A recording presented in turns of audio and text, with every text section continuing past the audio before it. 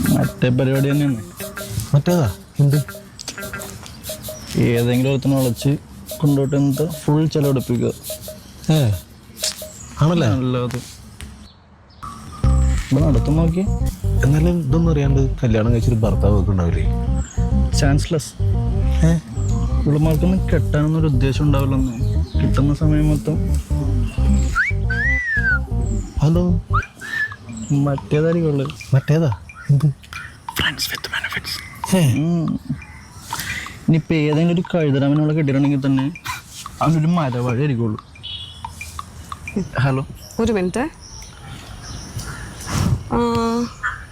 താനല്ലേ അവിടെ ഇരിക്കുന്നുണ്ടായിരുന്നത്? ശ്രദ്ധിച്ചല്ലേ? ഞാനായിരുന്നു. അല്ല, അത് നിങ്ങളുടെ ഹസ്ബൻഡ് ആയിരുന്നു a few years back. ഇപ്പോൾ we are not together. ഒരു കാര്യം അറിയോ?